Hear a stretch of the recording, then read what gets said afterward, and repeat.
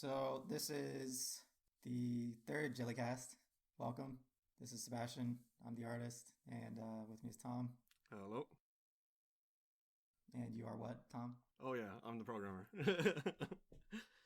It's been a while since the last one we did, which was, of course, number two. hmm Um, Good news is now, between then and now, we've got a publisher with Circle.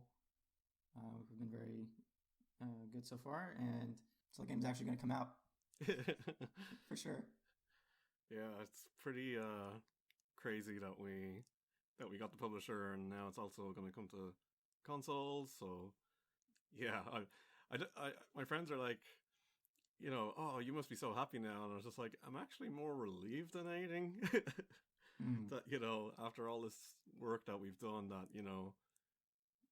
it'll actually get to completion and come out. You know, so Hopefully in a good state. yeah.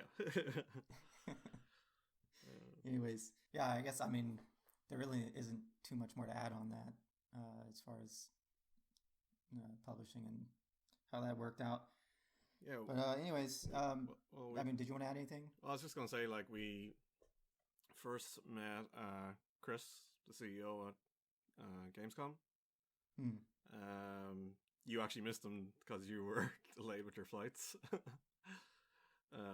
But yeah, he came to the booth and was like super excited about the game, and he actually even came back like later on the day again, a second time, just to say, hey, don't forget to you know email us. And I was like, oh, okay, and so yeah, and then we had a few weeks of discussion, and it was kind of maybe a bit delayed because we were both doing, like, we were doing EGX and they were doing Tokyo Game Show, and so I guess it but anyway, finally uh everything got sorted out in the end, and yeah, so yeah, it's good news. Hmm. Yeah. But anyways, in the meantime, we've been working on the alpha, and we've done a lot of updates to the game, mostly in the UI and usability stuff. There's a lot of that. We did some balancing, but let's just go down the list. hmm First thing is we updated the HUD. The layout's a little slightly different. Not too much of a big difference, but we had modified the bags a lot, so it's a lot nicer to look at, a lot easier to use. Anything else you want to add on the HUD? yeah, we also added the notifications to the HUD. Oh yeah, that's right. So as you like meet characters or discover items, or get quests, you'll get little notifications in the HUD to show that there's information available in your notebook. I guess that leads into the notebook because we've added the player notebook now. Yeah, yeah. So the notebook is much better implemented now. It's a lot nicer, a lot more clean, and everything's a lot easier to read. All the critical information's there, just in a better setup. We've also added more tabs as well. Yeah, so first we updated the Jelly notebook pages. I think that was mostly just layout stuff because we had most of that information there anyways. Yeah.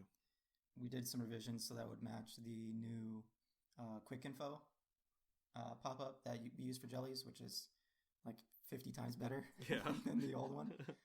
It's a lot easier to tell how you're feeding jellies and what you're feeding them and stuff. Then we also have the jelly list, which lets you see all the jellies that you've captured in a list with the basic info read out next to them, so you can navigate them pretty quickly that way. Yeah, a lot of people were asking for that, so Yeah, yeah. We also added the character notebook section with the list as well. And you can see the character, brief descriptions, and you can see all the quests related to them on the same entry, which is like it's like a stamp book basically.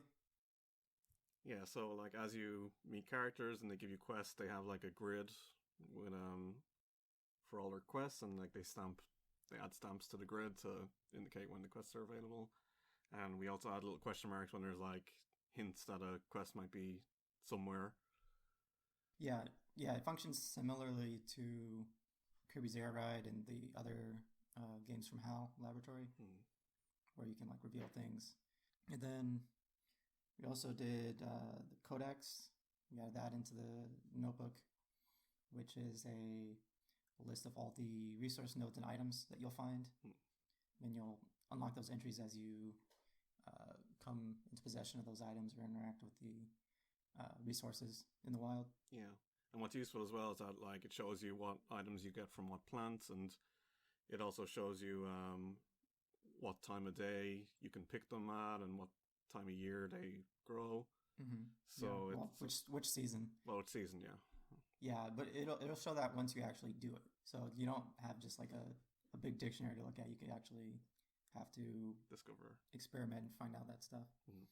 What else? We did some updates with the items as well, which isn't as much in the UI stuff. We simplified a lot of the items and the transmutation stuff because it was a bit opaque, I guess. Yeah, we had like 200 and something items in like however many layers of transmutation. So that's a lot easier to use. And that also comes into revisions with the item effects. We streamline a lot of that stuff because there's a lot of effects that were redundant or unnecessary or just not very useful in terms of the actual gameplay. Yeah, we also had some that were like too difficult to explain via like you'd have to write like a paragraph to explain how it works, you know. Yeah, there's some unnecessary granularity in how some of those effects worked. Yeah, I mean, we basically took the approach, if you can't describe what the item effect is with the item effects icon, then you probably shouldn't have that as an item effect. Yeah. So that's a big update. We also added don't forget we also did the dialogue revisions as well. Oh yeah, that's true. Yeah. We updated all those dialogue windows and stuff. You added some functionality for skipping through in a certain way, for reviewing what the characters previously said. Did a lot of updating to the scripting and stuff like that. Yeah, the main reason I think initially we had to change it because we wanted to be able to have situations where the player is talking to two different characters. In the old UI, we couldn't really... Well, we probably could have done it, but it would have just looked weird and confusing. Yeah, well, I mean, it's now, instead of like a scrolling like text message layout, it's just the two characters speaking. And we realized eventually that like, oh, we have all these things on the screen, then you can't really see when characters are moving around during events and quests and stuff. So yeah, from a usability standpoint, it just wasn't gonna work. But I also like the idea now that you can like leave in the middle of conversations. Oh yeah, that's new as well. I like that because you can have a character going like, well, that's rude, like yeah, and then maybe like the character gets annoyed at you for doing that or something. You did some updates like, you just updated the Jelly Splash actually.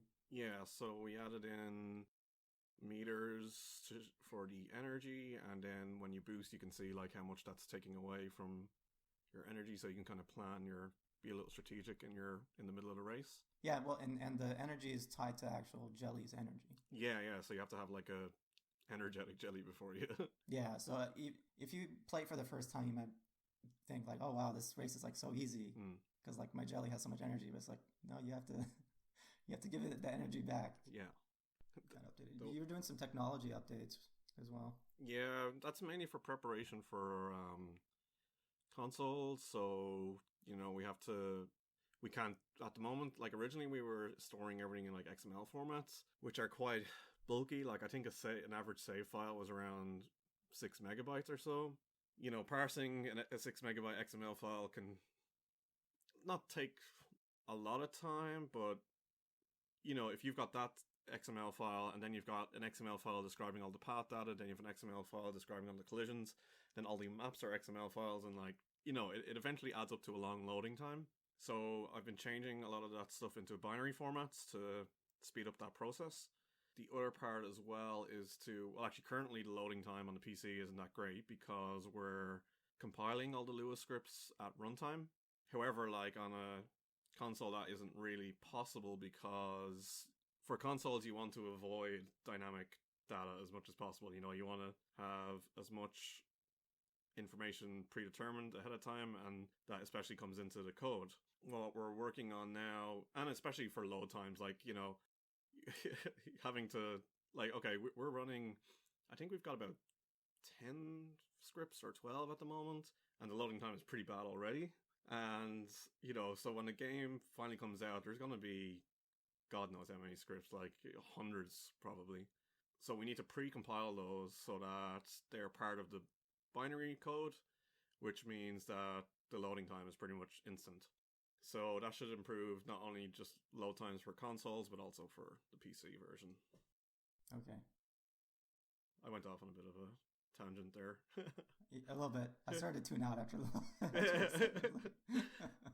Anyways, so load times are going to be better, and it's been more or less future-proofed for console usage, pending, you know, fixing any bugs and things like that may pop up. Yeah. And currently, we're working on updating the breeding mechanics for the jellies, which is going to involve the jellies laying eggs, and then you taking care of those eggs to hatch them more quickly and stuff like that.